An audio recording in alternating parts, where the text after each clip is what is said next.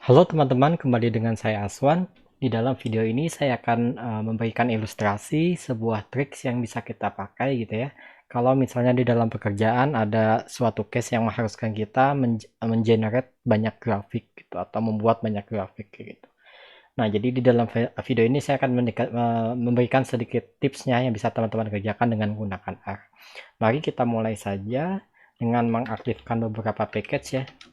Jadi kita coba aktifkan. Yang pertama itu ada tidyverse seperti biasa untuk membuat melakukan proses transformasi data maupun visualisasi. Kemudian kita juga akan menggunakan package Datasaurus. Jadi ini adalah package yang berisi yang data akan kita pakai hari ini. Kemudian juga saya akan mengaktifkan dua package lainnya yang biasanya saya pakai kalau membuat visualisasi. Yang pertama itu adalah Scales. Yang kedua itu adalah HRBR Themes gitu ya, untuk mengatur tema dengan lebih mudah gitu. Nah, itu yang akan kita aktifkan. Mari kita lihat datanya dulu. Yang datanya adalah Datasaurus dozen. Nah, jadi ini datanya. Semoga teman-teman nggak bingung ya ngelihat representasi printing seperti ini. Jadi saya menggunakan printing yang metodenya seperti Glimpse-nya gitu ya, atau STR. Jadi ini datanya ada 1846 baris, ada 3 kolom. Kolom pertama adalah dataset, kolom kedua adalah X dan Y gitu. Dan ini juga menyatakan tipe-tipe dari setiap kolomnya tadi. Kolom dataset tipenya adalah karakter, yang X dan Y tipenya adalah double atau numerik seperti ini. Nah, ini data yang akan kita pakai. Mari kita coba cek juga apa aja sih yang ada terdapat di dalam kolom dataset gitu ya. Kita lihat nilai distinct-nya. Distinct dari dataset. Langsung kita pull aja buat melihat semua isinya. Nah, jadi ini datanya ada 11, 12, 13. Berarti ada 13 jenis atau 13 dataset yang termasuk dalam Datasaurus Dozen ini gitu. Jadi apa itu Datasaurus Dozen, nanti teman-teman coba bisa cari referensi di internet ya. Jadi itu data yang sangat menarik untuk coba dieksplor oleh teman-teman. Nah, mari kita mulai gitu ya. Jadi apa yang akan kita lakukan? Yang akan kita lakukan pertama adalah kita mencoba membuat satu prototipe grafik dulu untuk salah satu jenis dataset yang ada di sini. Jadi nanti kita pilih salah satu di sini. Kita akan membuat prototipe grafik untuk grafik tersebut. Nah, nanti setelah selesai kita akan mencoba membuat melakukan iterasi gitu ya. Bagaimana dengan menggunakan prototipe tadi, tapi untuk data-data lainnya. Mari kita mulai aja. Data visualization. Oke. Adapun visualisasi yang akan kita buat hari ini sangat sederhana sebenarnya. Jadi hanyalah sebuah scatter plot sumbu X dan sumbu Y dari kolom X dan Y tadi. Game point. Jadi ini cara buat scatter plot, dan juga sekaligus kita akan coba mengganti temanya ya. Kita akan menggunakan theme yang dark mode dari HRBF Themes gitu. Tapi kita akan coba ganti base family-nya. Yang sebelumnya menggunakan Roboto Condense, kita ganti menggunakan Vira Code ya. Kita coba lihat.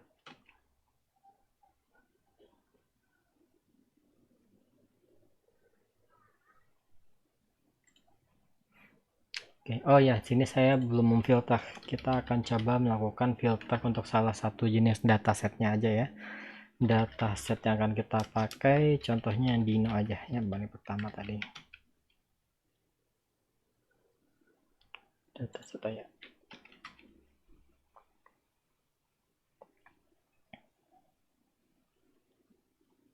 Nah, ini datasetnya akan kita pakai untuk kita visualisasi.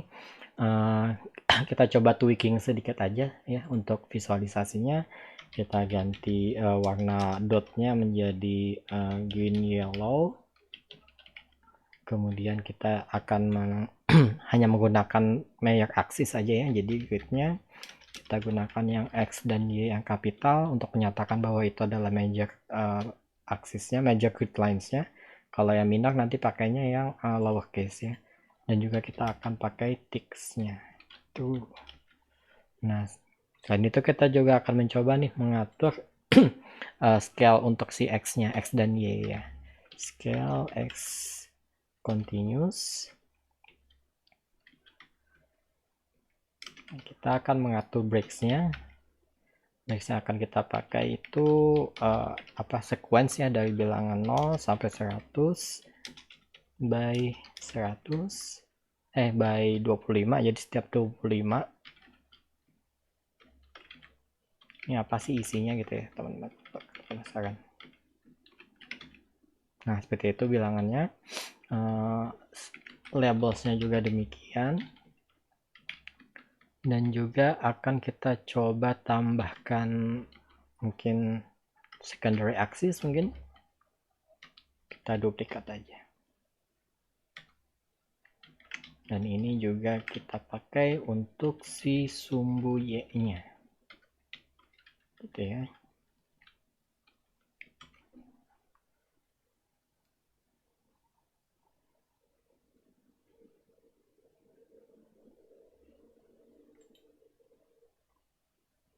Nah jadi ini datasetnya. Tadi kita udah atur sedikit tweaking temanya. Mungkin sekaligus kita akan coba menghilangkan ini aja ya, label aksesnya untuk X dan Y nya, sekaligus menambahkan judul datasetnya. Kita tambahkan aja max X misalnya 0, Y nya juga 0, dan title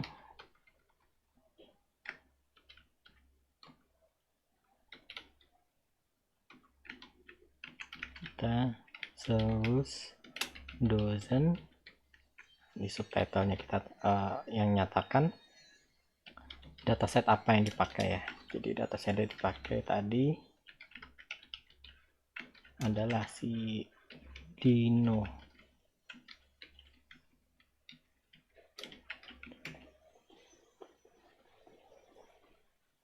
Oke, sini kurang koma.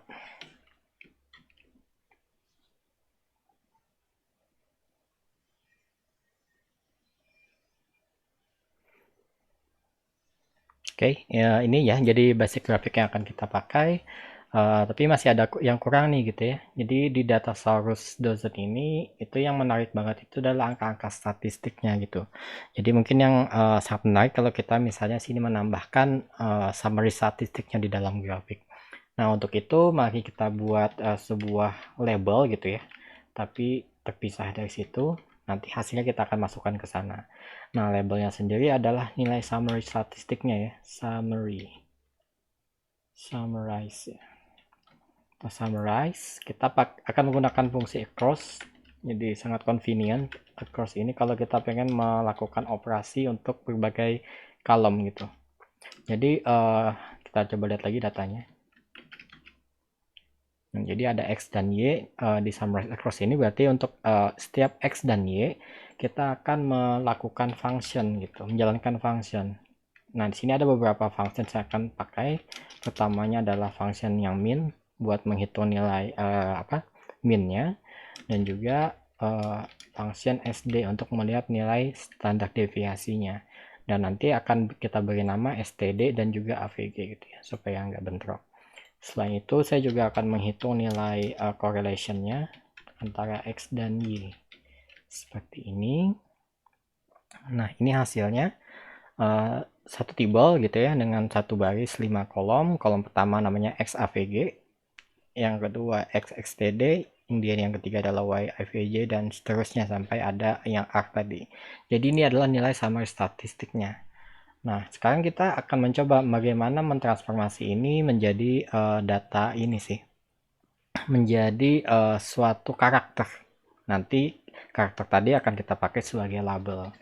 Nah, oleh karena itu kita akan menjalankan muted aja untuk menambahkan satu kolom. Atau kita modifikasi lagi nih, kan karena ini digitnya ada banyak banget gitu ya. Kita akan coba ganti aja. Sekaligus menjadi dia jadi karakter, kita pakai function across lagi untuk everything sekarang, karena untuk semua kolom yang akan kita jalankan functionnya. Adapun function yang akan kita pakai adalah number. Nah, number ini dari package scales tadi. kita akan mengatur akurasinya jadi 0,01 seperti ini. Coba teman-teman perhatikan, yang tadi tipenya double ya, sekarang menjadi karakter. Nah, karakter tadi terdiri 2 digit belakang koma ya. Sekarang kita buat kolom baru namanya label yang akan kita pakai menggabungkan semua karakter tadi ya.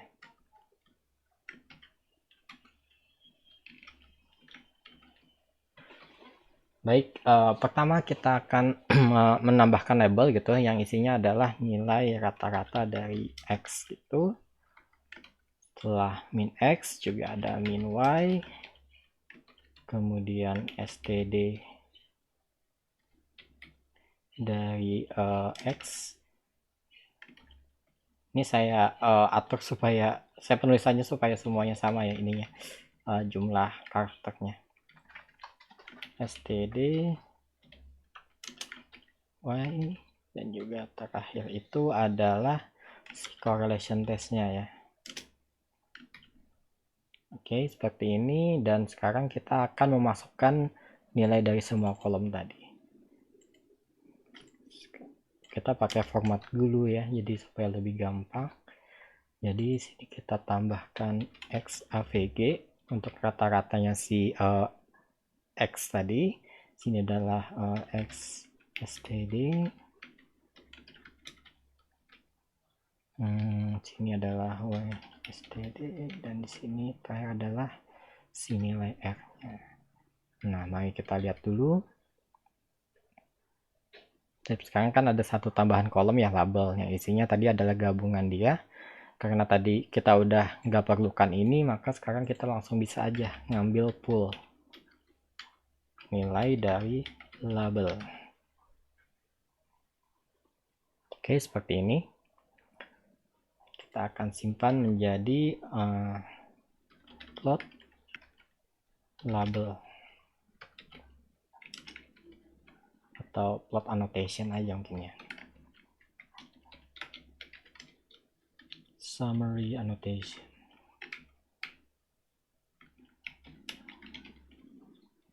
Nah, itu aja. Summary annotation kita akan pakai, dan nilainya tadi kita coba tempelkan ke grafik yang sini. Caranya kita bisa pakai annotate aja, atau geom juga boleh, tapi annotate lebih gampang untuk case kayak gini. Geom yang akan kita pakai adalah geom label. Kemudian X-nya kita akan menaruh labelnya nanti di pojok kiri bawah aja gitu ya. Jadi kita bisa pakai minus INF, Y juga minus INF, kemudian labelnya tadi adalah summary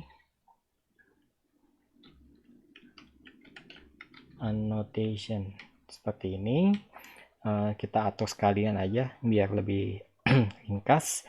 Fill-nya adalah misalnya ivory gitu ya. Color-nya jadi warna dari teksnya adalah gray 20 contohnya, dan juga family-nya ya, family kita samakan, kita mau pakai Vira Code. Kita coba testing dulu.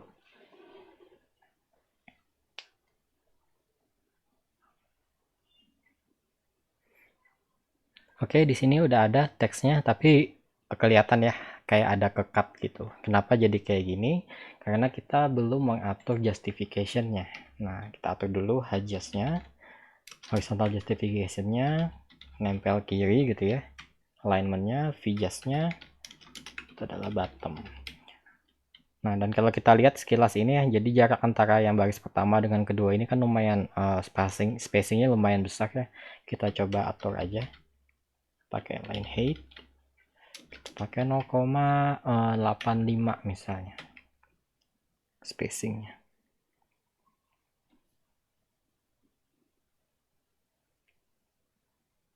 Oke, jadi ini ya nilai summaries-nya udah berhasil ditambahkan di dalam grafik ya, seperti ini. Jadi nilai summary-nya di pojok kiri bawah, nempel kiri dan nempel bawah gitu. Dan juga karena kita pakai tipe font yang monospace gitu ya, Jadi di sini anak melihatnya rata dia digit-digitnya. Nah, sekarang kita akan coba simpan grafik ini. Di sini saya akan coba namakan dia sebagai apa ya? Dino plot mungkin ya, karena dia tadi yang Dino. Nah, sekarang kita akan coba save grafiknya. Oke, save Dino plot. Sini plotnya. File name-nya adalah dino.png. Saya akan simpan ke folder di sini aja dulu, nggak apa-apa. Kemudian sini kita pakai width 8 8 5. Jadi ini saya pakai teknik ini ya, bilangan Fibonacci gitu untuk mendekati golden ratio. Untuk dimensi ininya dinoplot belum kesimpan.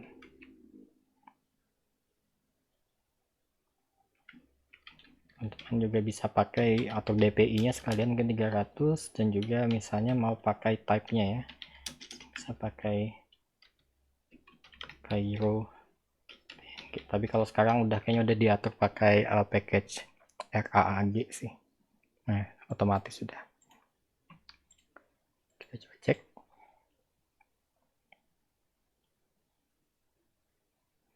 Oke, ini jadi grafiknya mungkin perlu banyak, masih ada beberapa yang perlu diatur ya, kayak dimensinya mungkin ini terlalu besar, jenis fontnya dan seterusnya.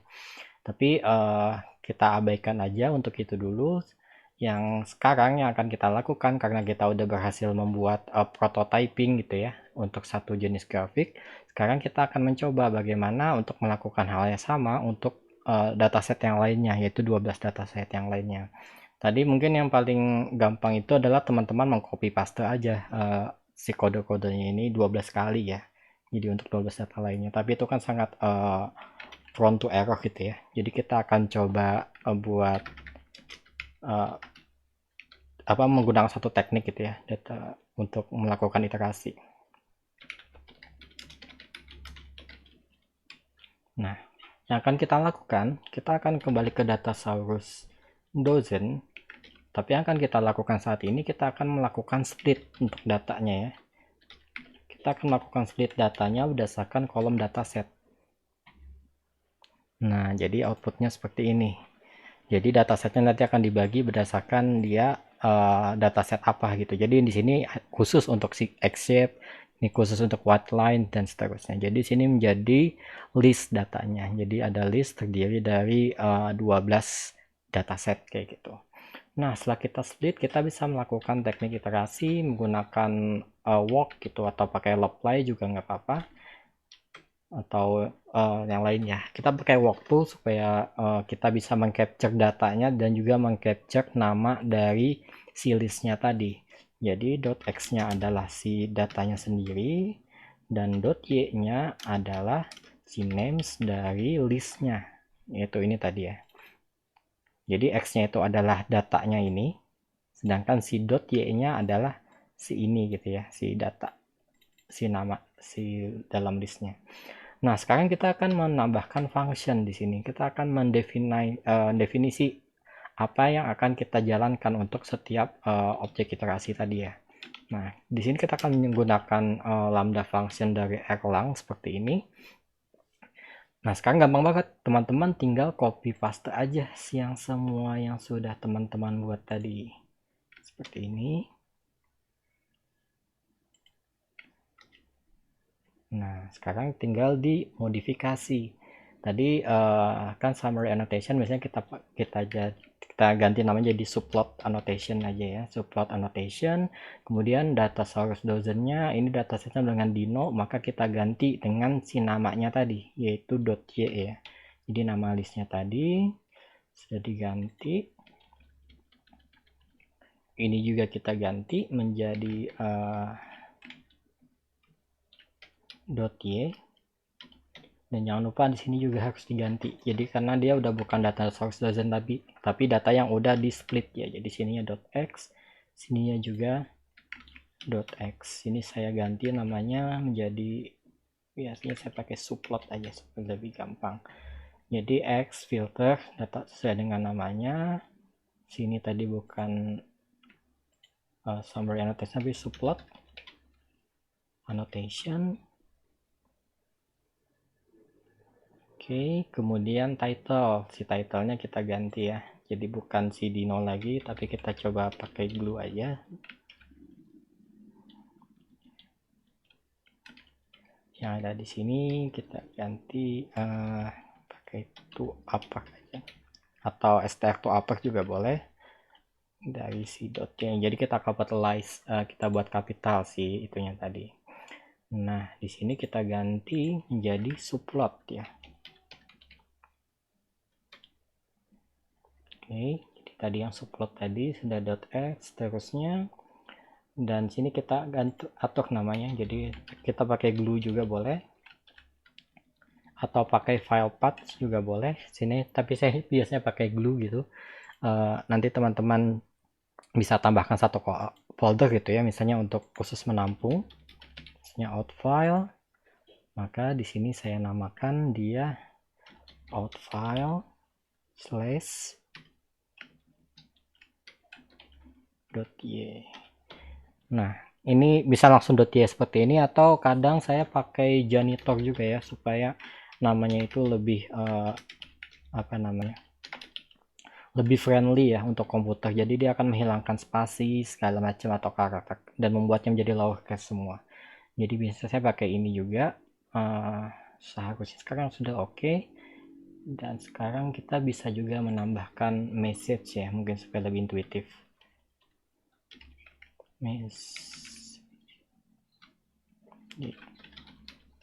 Misalnya generating plot for Oke, kita coba saja.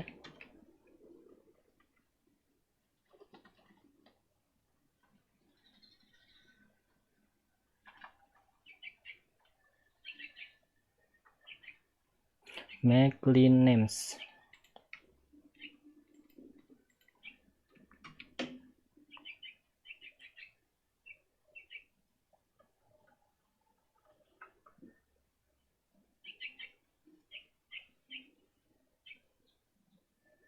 Oke, dia ngasih feedback ya, generate plot for away, for bullseye, for cycle, dan seterusnya.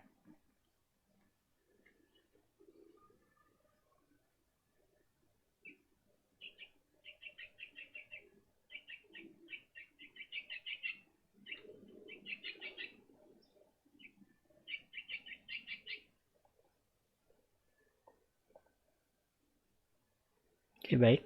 Jadi warningsnya ini sama yang kayak tadi ya, dia ngasih tahu bahwa dia akan mengabaikan Cairo PNG ini karena kita DPI-nya udah karena dia udah pakai device-nya RAG. Nah ini jadi datanya udah berhasil kita simpan, coba kita lihat masing-masing. Oke, ini untuk yang away, ini bullseye, ini yang circle, dino.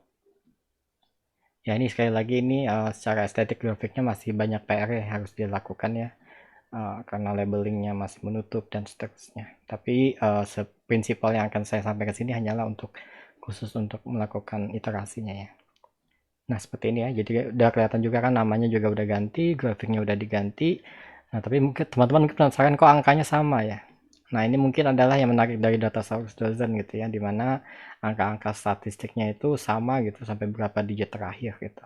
Jadi ini yang menarik dari Datasaurus Dozen, sama seperti data Anscombe gitu ya.